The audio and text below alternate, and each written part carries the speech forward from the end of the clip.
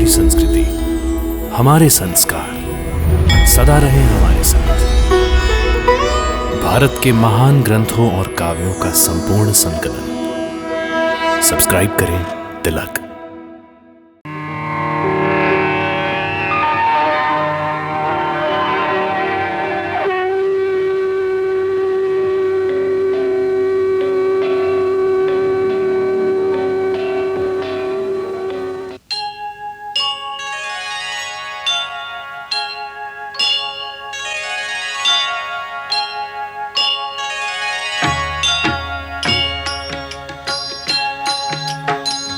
सीताराम चरित अति पावन, मधुर सरस अरु अति मन भावन।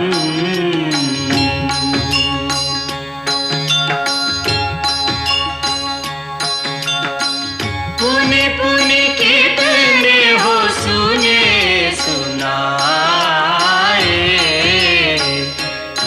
की प्यास बुझत न बुझाए।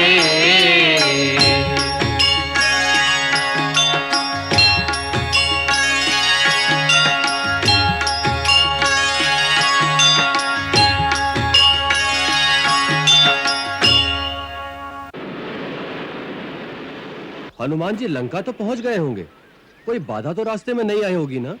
जो भक्ति, श्रद्धा और दृढ़ निष्ठा से अपने कर्तव्य पथ पर अग्रसर होते हैं, उनके मार्ग में यदि कोई बाधा आ भी जाए तो वो अधिक समय तक नहीं टिक सकती। हनुमान वीर भी हैं और भक्त भी हैं।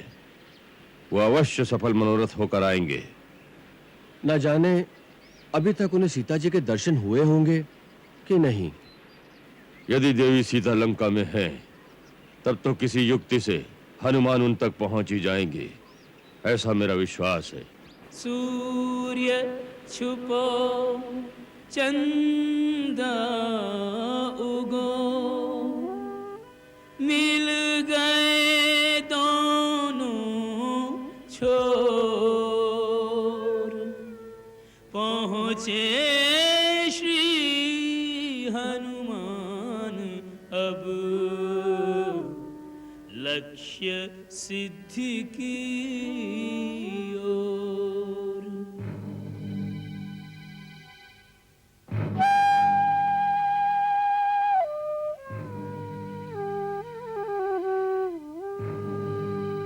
तन दुर्बल संतप्त मन, करत राम को जाप। धर्मशील गुण खान सिय, अपनो परिचय आप।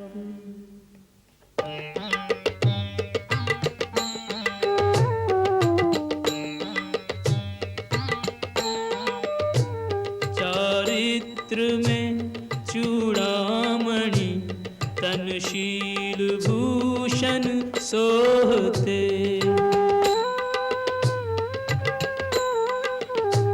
नैना अथक अविराम, अपलक राम को मग जोहते। मृत प्राय किंतु न प्राण निकसे, राम प्रभु के मोहते। हनुमत चति सीता सती, जिन्हीं विदग्ध विछोहते। त्रिजटा, मेरी मशाल भी जला दो। सबकी मशालें जल गई? हाँ, जल गई।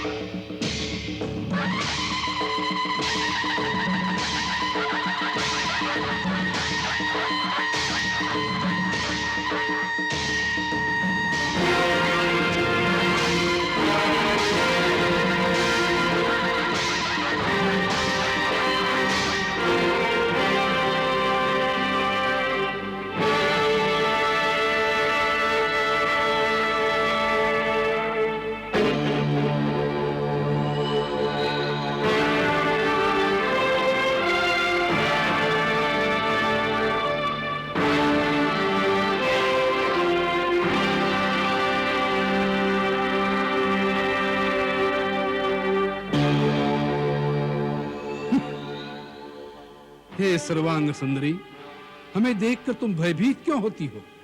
हम तो तुमसे प्रेम करते हैं। यह अनुपम सौंदर्य ब्रह्मा जी ने केवल तुम्हें प्रदान किया है। तुम्हारे पश्चात ऐसा रूप उन्होंने किसी दूसरी स्त्री को नहीं दिया। ऐसे रूप सौंदर्य की स्वामिनी होकर इस प्रकार पृथ्वी पर सोना, निरंतर चिंता करते रहना, मैले वस्त्र पहनना, कई कई दिन तक उपवास करना, यह सब तुम्हें शोभा नहीं देता। तुम्हारे लिए तो हमारे महल में दिव्य आभूषण, हीरे, मोती, माणिक, रेशमी परिधान, संसार के सर्वोत्तम भोजन, बहुमूल्य पेय पदार्थ अर्थात संसार के सारे सुख हाथ बांधे तुम्हारी सेवा के लिए खड़े हैं। तुम वहां आ जाओगी तो रानी मंदोदरी और हमारी सहस्त्र स्त्रियां दासियां बनकर तुम्हारी सेवा करेंगी।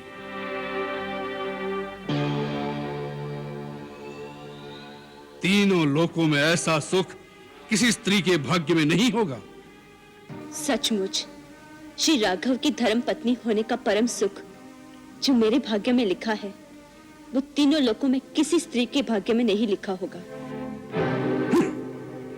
राघव की धर्म पत्नी बनने का सुख उस वनवासी भिक्षुक के पास अब क्या रखा है? अब उसके सपने देखना छोड़ दे मूर्ख स्त्री।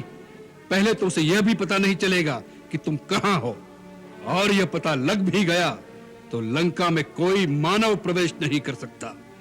और अब तो यह भी भरोसा नहीं कि वह जीवित भी होगा या पत्थरों से सर पटक पटक कर मर गया होगा। उसे भूल जाओ।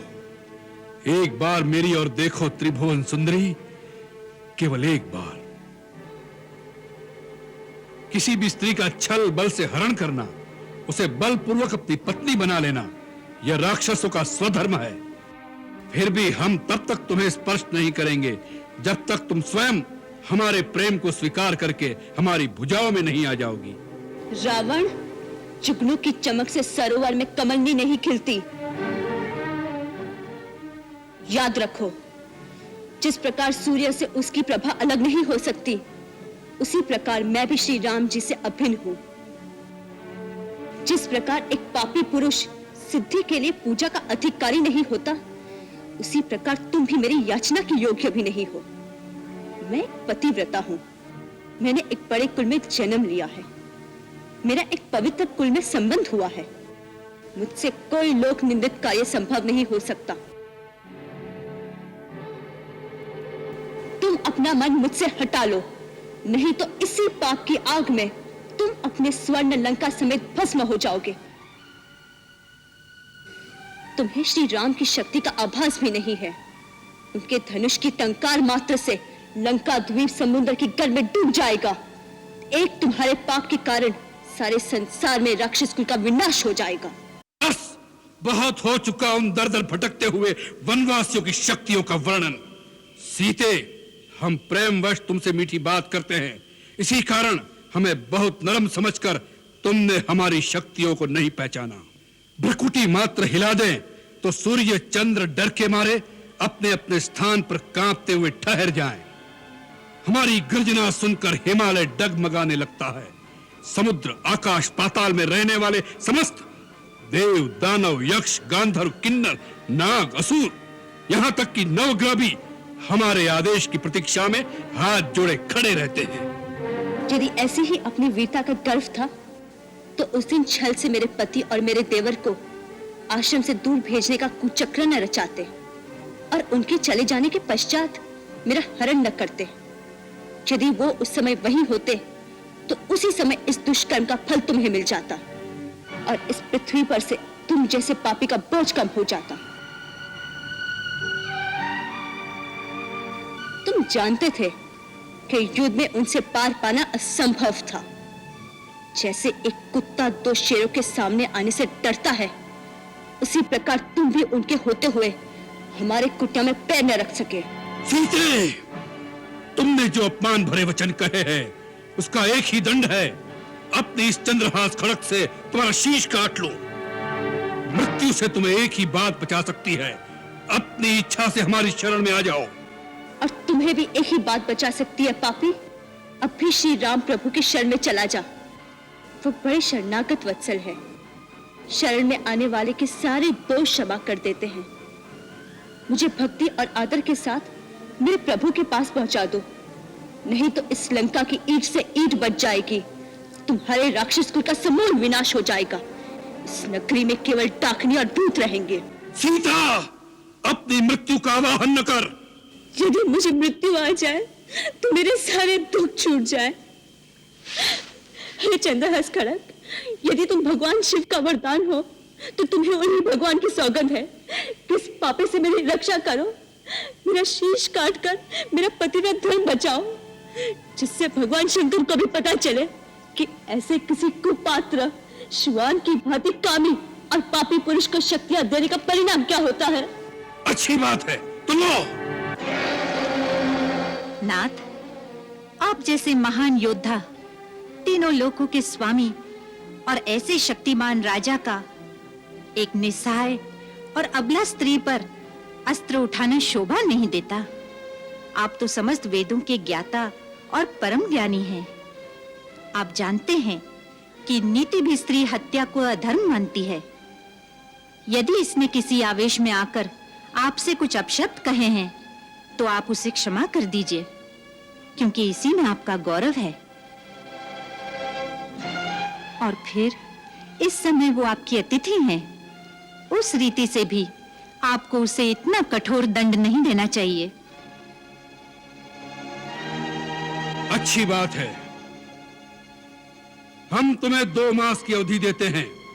याद रखो, यह 2 मास के अंदर तुमने मुझे अपना पति स्वीकार नहीं किया तो हमारे राक्षस तुम्हारे शरीर के टुकड़े टुकड़े कर डालेंगे। तुम सब मिलकर ऐसा उपाय करो, सीता शीघ्र ही हमारे वश में आ जाए। प्रतिकूल अथवा अनुकूल व्यवहार से साम दाम दंड भेद सभी नीतियों का प्रयोग करके सीता को रास्ते पर लाओ, अन्यथा तुम सबका जीवन समाप्त कर देंगे।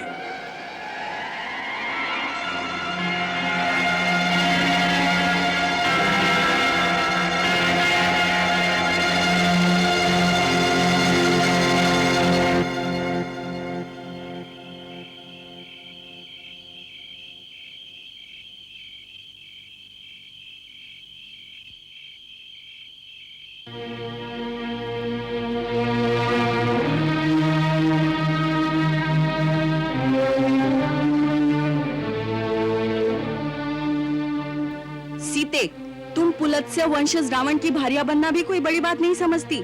पुलत्स्य जी 6 प्रजापतियों में चौथे हैं, ब्रह्मा जी के मानस पुत्र हैं। पुलत्स्य के मानस पुत्र महर्षि विश्रवा वो भी प्रजापतियों के समान हैं। महाराज रावण उन्हीं के पुत्र हैं। तुम्हें राक्षस राज रावण की भार्या बन जाना चाहिए।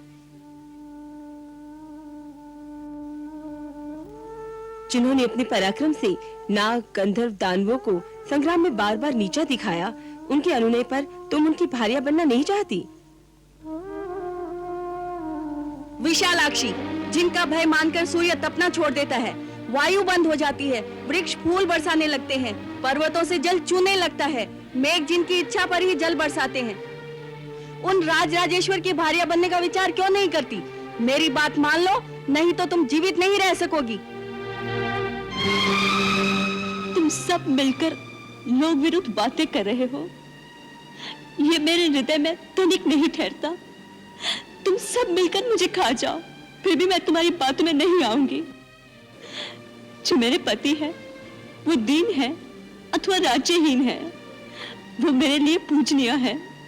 मेरा अनुराग सदा उन्हीं के साथ रहेगा। ये राक्षस राज रावण को पति रूप में पाने योग्य है ही नहीं। सीता, तुम महामूर्ख हो। हमने दयावश तुम्हारी अनुचित बातें सह ली। समुद्र के इस पार कोई नहीं आ सकता। तुम रावण के घर में कैद हो। हम तुम्हारी चौकसी कर रही हैं। तुम्हारा भला इसी में है, हमारी बात मान लो। बेमतलब वाद विवाद से क्या लाभ? इसे काट कूट कर आपस में बराबर बांट लो। मुझे छेदो, मुझे काटो, मुझे आग में जला दो। रावण तो क्या, मैं उसकी छाया को भी छू नहीं सकती। सीते, हम सब राक्षसनियां मिलकर तुझे खा जाएंगी। मुझे मारना ही है तो इतनी कृपा करो कि मुझे जल्द से जल्द मार डालो। अब ये दुख मुझे सहन नहीं होता। मैं आप लोगों के पांव पड़ती हूँ। हमारे पांव क्यों पड़ती है दुर्भागिनी? महाराज रावण के पांव पकड़ तो तेरा उद्धार हो जाएगा। हटो, तुम लोग इस प्रकार इस बेचारी को क्यों सता रही हो? हम लंकेश्वर की दासियां हैं, उनकी आज्ञा का पालन कर रही है, हमें डर किसका? उस महाकाल का जो इस समय अपना भयानक मुंह खोले लंका और वंश के समस्त राक्षसों को अपना आहार बनाने के लिए आगे बढ़ता चला आ रहा है। कल रात स्वप्न में मैंने प्रत्यक्ष देखा कि लंका के विनाश का समय अब निकट आ गया है, और ये भी देखा कि स्वर्ण नगरी का विध्वंस कैसे होगा। वही बचेगा जो सीता की शरण में होगा। श्री राम के बाण केवल उन्हें ही जीवित छोड़ेंगे जिन्हें सीता अपने चरणों की छाया में ले लेंगी। मेरा स्वप्न घोर समय का स्वप्न है, अवश्य सच होगा।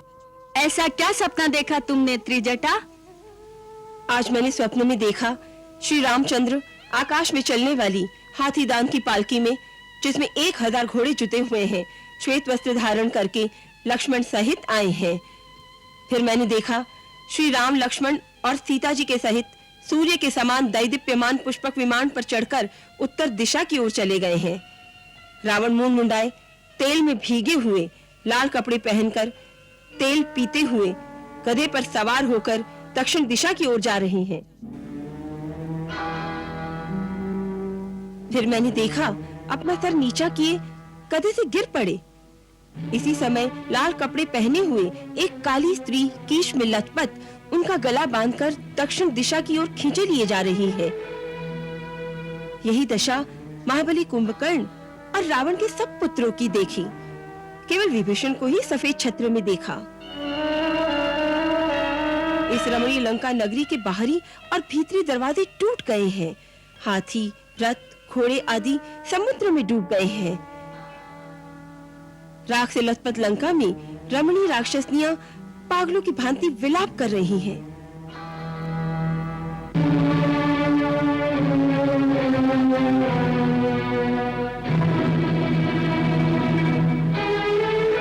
हे सीता, यदि ये सपना सच है तो हमें क्षमा करना रानी।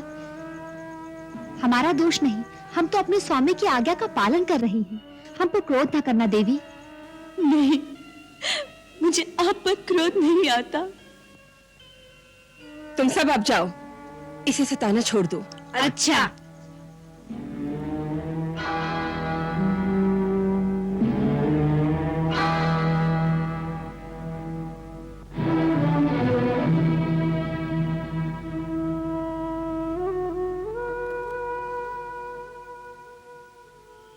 इन पर क्रोध मत करना बेटी। मुझे किसी पर क्रोध नहीं आता, केवल अपने आप पर आता है कि ऐसी अवस्था में पहुंचकर भी मेरे प्राण क्यों नहीं छूटते। अवश्य मुझ में कोई खोट होगा जो पति से विहीन होकर भी मैं जीवित हूं। हे मृत्यु की देवी, हम सब तेरे बालक हैं। हम सबको एक न एक दिन तू अपनी गोद में बिठाती है। हे माता, मुझ पर उपकार कर, मुझे आज ही अपनी गोद में ले ले। मेरा जीना असहाय हो गया है, मुझे संताप से मुक्ति दिला दे। विपत्ति के समय मृत्यु को नहीं बुलाना चाहिए, ये भीरू लोगों का काम है। मृत्यु तो माँ होती है, उसकी गोद में अवश्य शांति मिलेगी। मृत्यु से शांति नहीं मिलती पुत्री, मन की तड़प तो साथ ही जाएगी, फिर शांति कहाँ? अगर सच्ची शांति चाहती हो तो भगवान शंकर की शरण में जाओ, उनसे प्रार्थना करो। वो दुख नहीं मिटाएंगे, दुख के कारण को ही मिटा देंगे, जिससे दुख ही उत्पन्न न हो। भोलेनाथ से प्रार्थना करो, स्वयं तुम्हारे राम यहाँ आ जाएंगे। कैसे आएंगे वो माता? कौन उन्हें बताएगा कि मैं कहाँ हूँ? मुझे निश्चय है कि यदि उन्हें पता चल गया होता कि मैं यहाँ हूँ, तो अब तक तो लंका की ईंट से ईंट बजा देते। उनके पराक्रम के सामने तीनों लोकों में कोई नहीं ठहरता। लेकिन उन्हें कौन बताएगा? मुझे कोई ऐसा दिखाई नहीं देता जो मेरे रघुवीर तक इतनी सूचना पहुंचा दे कि उनकी वैदेही उनके श्री चरणों से दूर राक्षसों के द्वीप में बड़ी बिलख रही है, जैसे निराशा की आंधियों के बीच आशा का दीप टिमटिमा रहा हो, जो कभी भी बुझ जाएगा।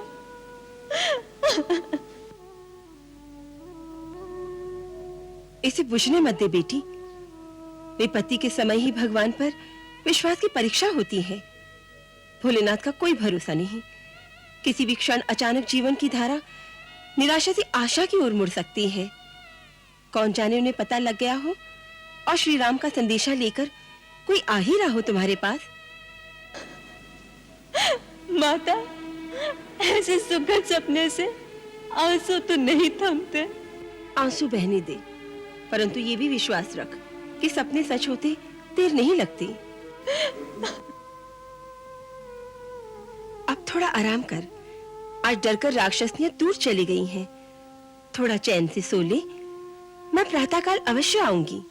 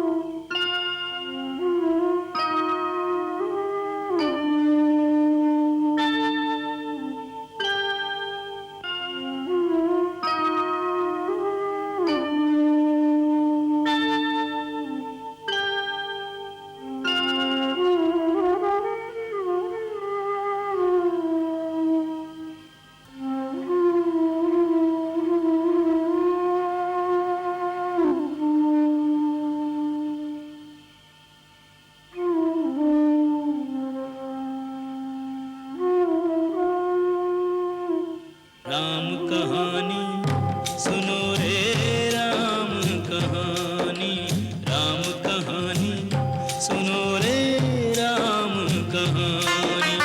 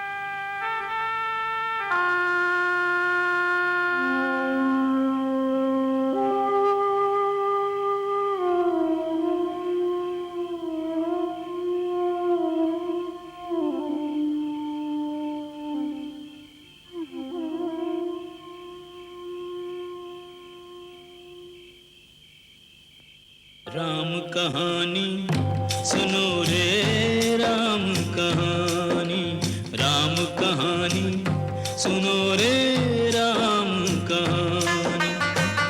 कहत सुनत आवे, कहत सुनत आवे अखियों में पानी। राम कहानी सुनो रे, राम कहानी, राम कहानी सुनो श्री राम कहानी। श्री राम जय राम जय जय राम, श्री राम जय राम जय जय राम।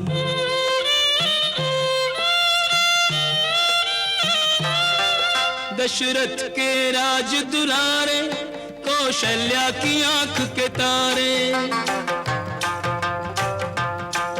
दशरथ के राज दुलारे, कौशल्या की आंख के तारे। वे सूर्य वंश के सूरज, वे रघुकुल के उजियारे। राजीव नयन बोले, राजीव नयन बोले मधु भरी बानी। राम कहानी सुनो श्री राम कहानी, राम कहानी सुनो रे राम कहानी।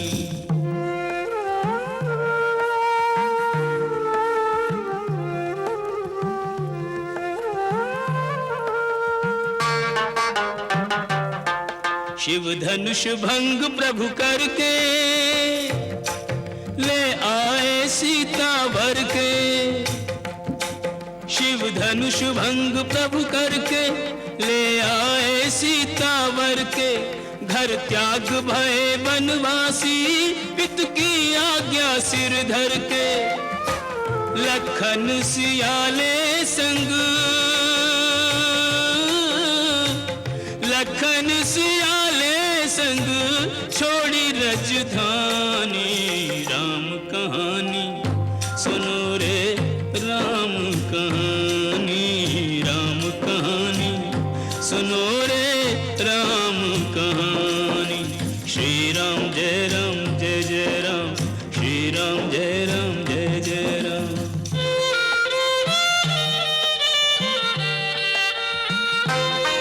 खल भेष भिक्षु का धर के, भिक्षा का आग्रह करके, खल भेष भिक्षु का धर के, भिक्षा का आग्रह करके, उस जनक सुता सीता को छलबल से ले गया हर के, बड़ा दुख पावे, बड़ा दुख पावे राजा राम जी की रानी, राम कहानी सुनो रे राम कहानी, राम कहानी सुनो रे राम कहानी।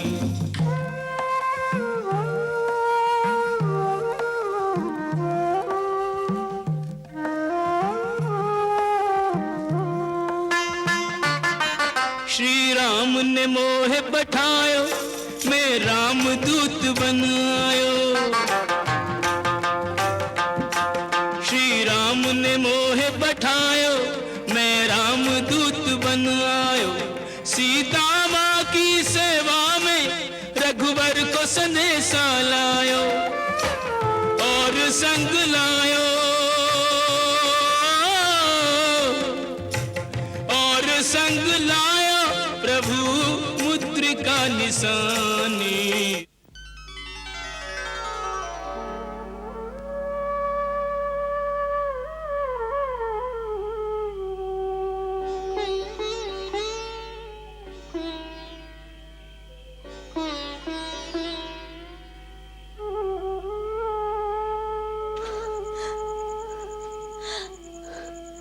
ये तो मेरे स्वामी की निशानी है, तो क्या सचमुच यहाँ कोई है?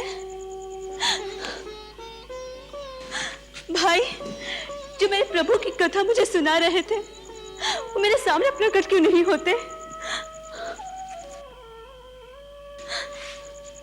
अब दिखाई देने वाली या ना दिखाई देने वाली योनि के प्राणी हैं, अब कोई देवता है या मानव, जो भी मेरे स्वामी का संदेशा लेकर आए हैं, वो कृपा करके मुझे दर्शन दे। माता, मैं ही प्रभु श्री राम का संदेशा लेकर आया हूं।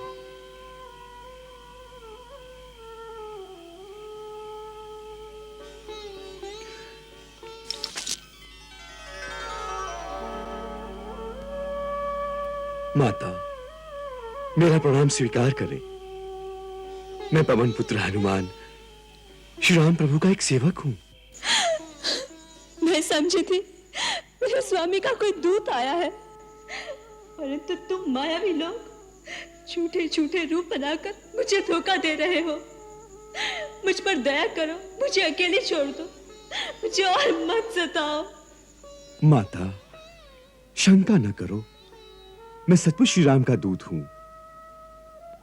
मेरा ये सचमुच का रूप है। मैं वानर हूं। अपना पुत्र जानकर मुझ पर विश्वास करो मां। ये मुद्रिका जो प्रभु ने निशानी के लिए भेजी है, इसे देखो।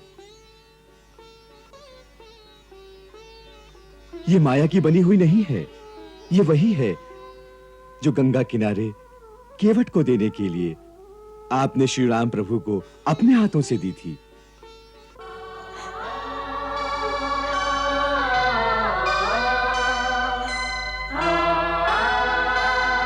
आपको विश्वास दिलाने के लिए मैं एक और गुप्त बात बताता हूं, जो मैंने स्वयं श्री राम के मुंह से सुनी है। आपने रावण के विमान में जाते हुए अपने कुछ आभूषण साड़ी के पल्लू में बांधकर एक पर्वत पर फेंके थे ना? हाँ। वही आभूषण ऋषिमुख पर्वत पर बैठे वानर नरेश सुग्रीव और उनके मंत्रियों के सामने गिरे। जब महाराज सुग्रीव और श्री राम की मित्रता हुई, तो सुग्रीव ने जब वही आभूषण प्रभु को दिखाए, उन आभूषणों को देखकर उनकी आंखें भर आईं। और साड़ी के पल्लू को देखकर तो वे विह्वल उठे और उसे पकड़कर कहने लगे, जब मैं सोता था तो सीता इसी पल्लू से मुझे पंखा करती थी। जब प्रातः संध्या वंदन से उठता था तो वो यही पल्लू मेरे चरणों में रखकर मेरी चरण रज लेती थी। ये सब याद है क्या? हाँ माता, सब याद है। वो दिन रात आपकी याद में ही खोए रहते हैं। फिर उन्होंने आज तक मेरी सुधि क्यों नहीं ली? क्यों भुला दिया अपनी दासी को? ये नहीं सोचते कि मेरा एक एक दिन किस प्रकार बीत रहा होगा। न वो आए, न ही मुझे मृत्यु आई। मेरे किस दोष का दंड मुझे मिल रहा है? उस दिन लक्ष्मण की बात तो मानकर मैंने उसे जो अपशब्द कहे थे, क्या उसके कारण उन्होंने मेरा त्याग कर दिया है? तात, उनसे कहो कि मैं लक्ष्मण से भी क्षमा मांगती हूँ। मैं उनसे भी क्षमा मांगती हूँ। वो तो सब पर दया करते हैं, तो मेरी भूल क्यों क्षमा नहीं करते? मेरी भूल क्यों क्षमा नहीं करते? भैंस नाक से उद्धार क्यों नहीं करते? माता, माता, यदि उन्हें पता होता कि आप यहाँ हैं, तो आज तक उन्होंने इस नर को विध्वंस कर दिया होता और आपको मुक्त कराकर ले गए होते। परंतु वे तो आपकी खोज में वन वन भटकते हुए वानर देश किष्किंधा तक पहुंचे। जब उनकी मित्रता महाराज सुग्रीव से हुई, तो उनकी सहायता से आपकी खोज आरंभ हुई। इस समय सहस्त्रों वानर पूर्व पश्चिम उत्तर दक्षिण चारों दिशाओं में आपकी खोज कर रहे हैं। यह तो मेरा सौभाग्य है कि सर्वप्रथम आपके दर्शन मुझे हुए हैं। माता, रघुवीर को जब पता चलेगा कि आप सकुशल लंकापुरी में हैं, तो निश्चय कीजिए उन्हें यहां आने में तनिक भी देर नहीं लगेगी। अब कोई भी बाधा उनका रास्ता नहीं रोक सकेगी।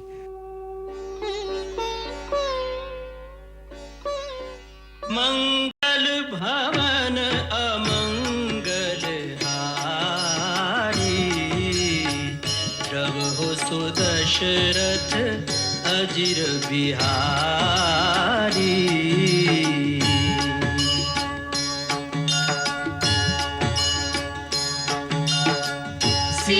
सीताराम चरित अति पावन, मधुर सरस अरु अति मन भावन।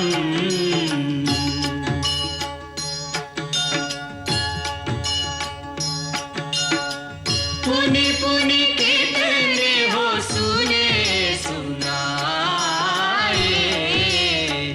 की प्यास बुझत न बुझाए।